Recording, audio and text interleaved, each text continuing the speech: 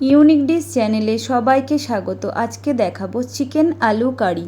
তার জন্য প্রথমে আমি 850 গ্রাম উইথ বোন চিকেন নিয়েছি। ম্যারিনেট করার জন্য 1 চামচ নুন, 1 চামচ কাশ্মীরি লঙ্কার গুঁড়ো, 2 চামচ লেবুর রস, 1 চামচ গোলমরিচ গুঁড়ো, সমস্ত কিছু দিয়ে আমি চিকেনটা এইভাবে ম্যারিনেট করব। এবারে আমি চিকেনটা 1 ঘন্টা ম্যারিনেট করার জন্য রেখে দেবো। 1 ঘন্টা পরে কড়াইতে তেল দেব। তেল গরম হয়ে গেলে আলুগুলো হলুদ দিয়ে ভেজে নেব। সমস্ত আলু ভালো করে ভাজা হয়ে গেলে কড়াই থেকে তুলে নেব। এবারে কড়াইতে আরও 1 চামচ তেল দিয়ে দেব সমস্ত ফোড়ন।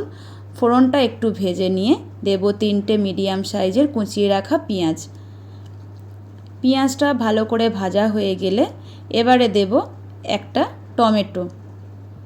পেঁয়াজ টমেটো এইভাবে একটু ভেজে নেবার পরে এবারে একটু নুন দিয়ে আমি একটু লো ফ্লেমে রেখে দেবো টমেটোটা নরম হয়ে যাওয়ার জন্য। পেঁয়াজ টমেটো ভালো করে মিশে গেলে এবারে দেব 2 চামচ আদা রসুন কাঁচা লঙ্কা পেস্ট। আদা রসুন কাঁচা লঙ্কা পেস্ট দিয়ে আমি কিছুক্ষণ তেলের সাথে কষিয়ে নেব যাতে আদা রসুনের কাঁচা গন্ধটা চলে যায়। এবারে দেব সমস্ত কিছু উপকরণ। 1 চামচ ধনে গুঁড়ো, 1 চামচ জিরে গুঁড়ো, 1 চামচ হলুদ, 1 চামচ চিকেন কারি মশলা।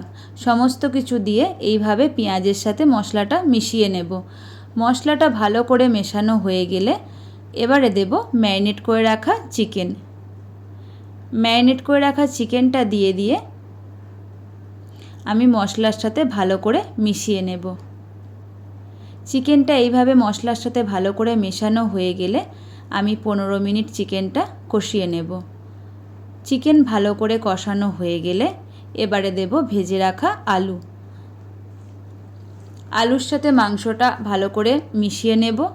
মাংস আলু ভালো করে মেশানো হয়ে গেলে এবারে আমি একটা পাত্রে জল গরম করে রেখেছি। জল গরমটা মাংসর মধ্যে দিয়ে দেব।